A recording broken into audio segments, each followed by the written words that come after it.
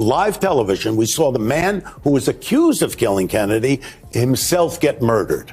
If it could be done to John F. Kennedy in 1963, it could be done to another president in the future. On November the 22nd, 1963, the world changed in an instant. In Dallas, Texas, President John F. Kennedy was riding in his motorcade when shots rang out, forever altering the course of American history. Even 6 decades later, the Kennedy assassination remains one of the most discussed, controversial, and puzzling events of our time. People still wonder, what really happened that day? And why are there so many theories that continue to captivate the public? Welcome to today's video, where we dive deep into the many layers of the JFK assassination, examining the official story, the major conspiracy theories, newly highlighted findings, and what Rob Reiner's new investigation has revealed.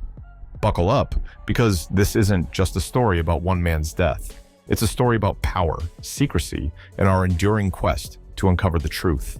It's Friday, November the 22nd, 1963. The location, Dealey Plaza in downtown Dallas.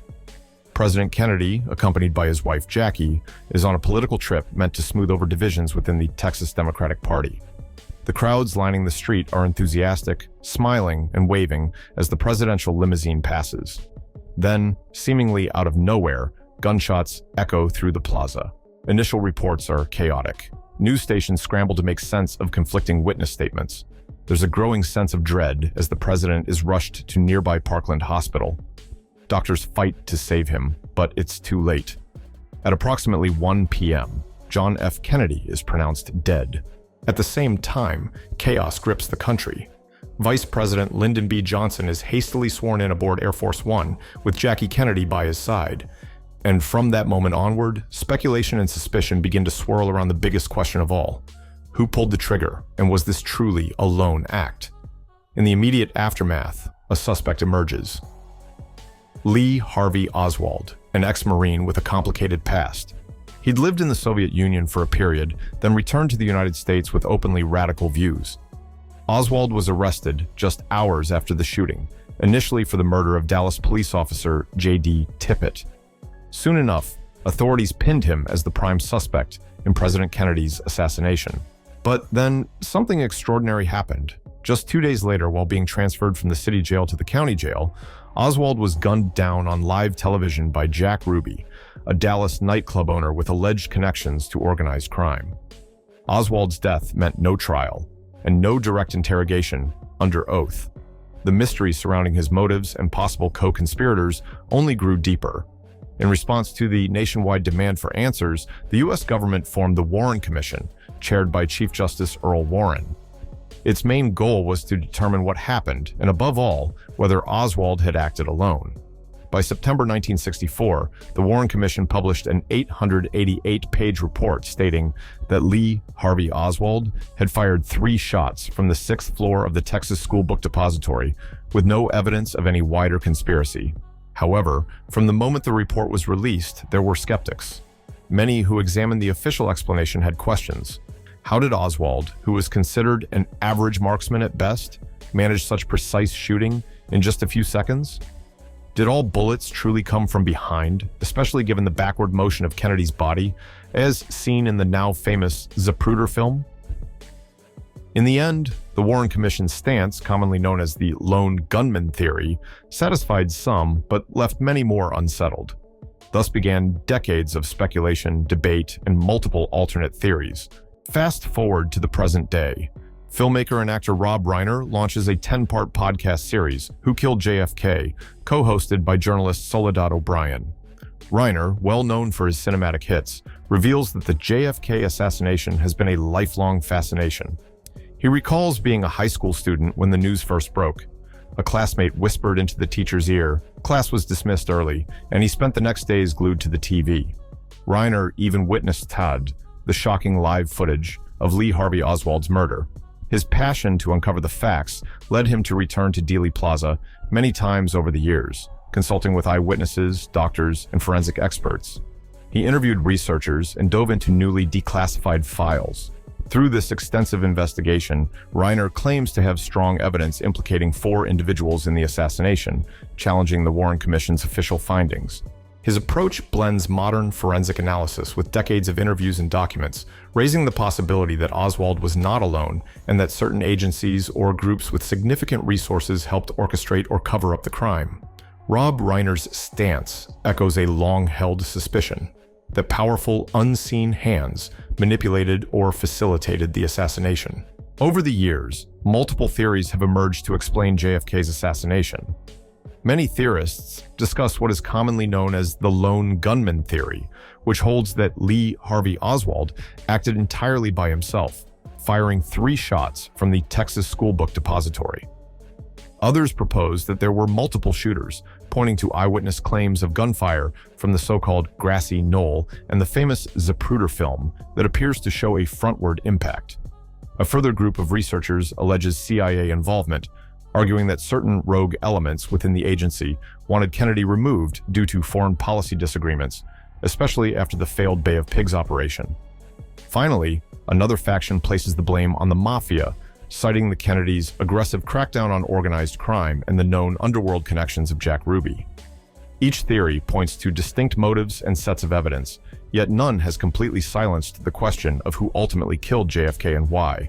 One of the most debated aspects of the Warren Commission's conclusion is the so-called magic bullet. According to the Commission, 3 shots were fired. The first missed, the second struck both JFK and Governor John Connally, and the third was the fatal shot to the president's head. In the official story, that second bullet managed to enter Kennedy's back, exit through his throat, and then continue on to strike Connally's back, wrist, and thigh. Critics argue that the bullet's trajectory and relatively unscathed condition defy logic, labeling it magic for accomplishing so many injuries on 2 people. Defenders contend that if one accounts for the exact seating arrangement in the limousine and the bullet's design, the path seems more plausible than critics suggest. Still, the magic bullet has fueled countless debates, documentaries, and endless re-examinations, exemplifying just how polarizing this case remains. If you have ever heard the term the grassy knoll, you are likely familiar with the theory that at least one more sniper fired from a small, elevated area near the motorcade route. Eyewitness testimonies from Dealey Plaza mention hearing shots from that direction, noticing gun smoke, or even seeing figures crouched behind the fence. The Zapruder film, which captures Kennedy being struck, shows an apparent backward motion, causing some to argue that a frontal shot delivered the fatal blow.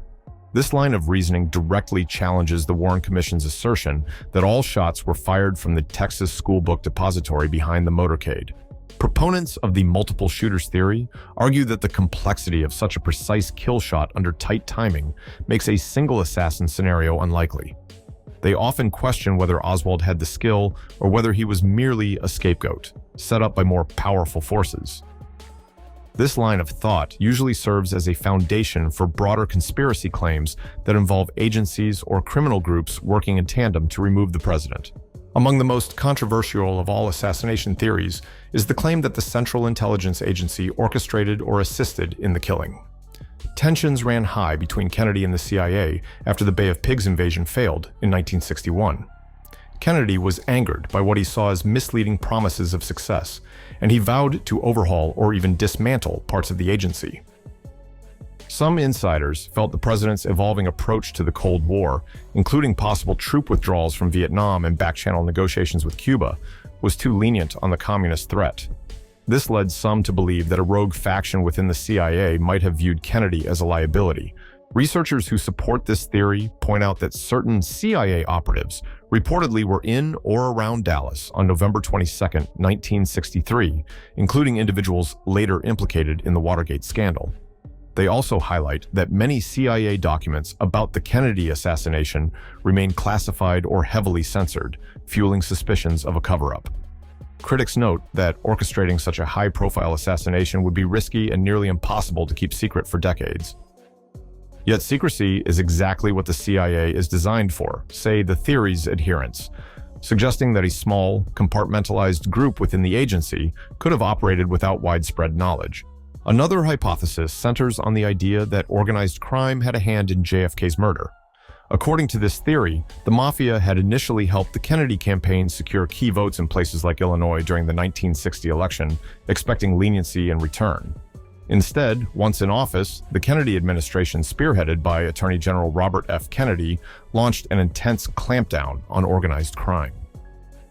Mafia bosses like Carlos Marcello, Sam Giancana, and Santo Trafficante Jr. reportedly felt betrayed and saw JFK as a serious threat to their operations. Supporters of the mafia theory often highlight Jack Ruby's known underworld associations, suggesting he shot Oswald specifically to keep him quiet about a larger conspiracy. They also point to Lee Harvey Oswald's tangential connections with underworld figures in New Orleans.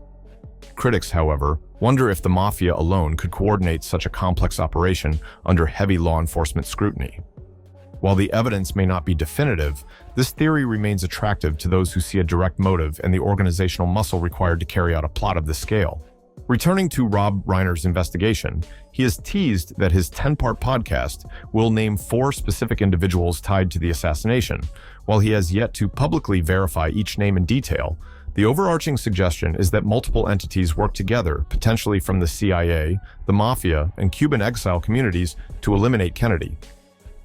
Reiner's research includes speaking to Parkland Hospital doctors who recall entrance wounds they believe do not fully align with the Warren Commission's account, and analyzing declassified intelligence files that illuminate Lee Harvey Oswald's contact with known operatives.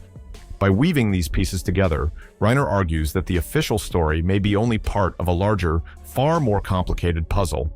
Parkland Hospital became the first medical battleground for President Kennedy's life after he was shot. Doctors there have long provided testimony about the nature of Kennedy's wounds. Some described a small entry wound in the front of the throat, implying a shot from the front, although the official autopsy identified it as an exit wound. Various Parkland physicians also gave slightly different accounts of the head wound, adding to the uncertainty. The frantic environment of the ER, combined with incomplete examinations prior to the president's transfer, complicates matters. Later, the autopsy at Bethesda Naval Hospital introduced its own controversies, including discrepancies over bullet entry points. Whether these are honest mistakes or evidence of something more sinister remains a core debate among researchers, and Reiner's investigation highlights how these conflicting medical reports continue to fuel conspiracy narratives. From alleged tampering with autopsy photos to the immediate cleaning of the presidential limousine before a full forensic sweep could be done, numerous actions by law enforcement and federal agencies have fed suspicions of a cover-up. Some witnesses claimed their accounts were ignored or altered. Others suggest they felt pressured to align their stories with the official conclusion. While defenders of the Warren Commission say confusion and chaos inevitably led to errors and inconsistencies, skeptics see a pattern of misdirection. They argue that in a murder this significant, even small oversights raise major red flags. The secrecy that still shrouds many government files does little to quell these accusations. Instead, every withheld document or redacted page stokes the public imagination. Why, after all these decades, does the JFK assassination still captivate us? One reason is its timing. In 1963, Kennedy symbolized youth, promise, and optimism. His sudden, violent end on a sunny Dallas afternoon felt not just tragic, but almost unbelievable. Public trust in government, already shaken by the assassination, eroded further in subsequent years due to Vietnam, Watergate, and various intelligence scandals. Thus, a climate of skepticism formed around official explanations, making it easier for people to believe that an event as seismic as Kennedy's murder might involve more than a lone gunman. The assassination also represents a flashpoint in American culture. It was broadcast, photographed, and dissected in ways few events had been previously. The Zapruder film alone has shaped public perception, giving us a moment-by-moment window into the killing. Over the years, each re-examination of this footage, each new interview, and each newly declassified document has rekindled debate. For many, the official version of events simply does not add up, fueling a belief that deeper and darker forces must have been at play. Decades of investigations and countless theories underscore the difficulty of arriving at a definitive conclusion.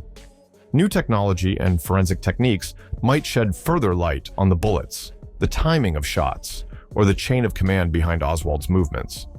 Yet the passage of time means that key witnesses pass away, memories fade, and crucial evidence can be lost or destroyed. Each apparent breakthrough often leads to new questions, sparking further rounds of speculation. At the heart of this mystery lies the tension between human longing for a coherent narrative and the messy realities of history. Many people find it hard to believe that one man with a rifle could so abruptly change the world's course. Others argue that indeed, history can pivot on such singular acts. With the government's ongoing reluctance to declassify certain files and the public's unwavering curiosity, the full story of November 22, 1963 might never be nailed down beyond dispute. Ultimately, the JFK assassination is more than a puzzle. It is a lens through which we examine the nature of political power, secrecy, and our collective vulnerability. It forces us to question whether governmental agencies are always transparent, whether organized crime can influence national affairs, and how well we can trust official accounts when the stakes are so high. Rob Reiner's new series, Who Killed JFK, promises fresh perspectives and possibly new revelations, but the enduring fascination with this tragedy suggests that many will always be unsatisfied with the official story. We are left with a profound sense of how one event can reshape a nation's psyche. Kennedy's assassination took place in a tumultuous era, but its resonance has spanned generations. Some believe a lone gunman forever changed the course of history. Others see the work of larger forces colluding behind the scenes. Whichever stance you take, the questions surrounding John F. Kennedy's death remain emblematic of deeper anxieties about power, truth, and accountability. That's all for today. Whether you lean toward the official story or suspect something much larger, the JFK assassination is a case study in how a single event can reshape a nation's psyche. It challenges us to question official narratives, to explore what's hidden behind classified documents, and to recognize the power that can be wielded behind the scenes. If you found this deep dive compelling, share your thoughts in the comments. Which theory do you believe holds the most weight, and do you think we'll ever learn the full truth? Thank you for watching, and until next time,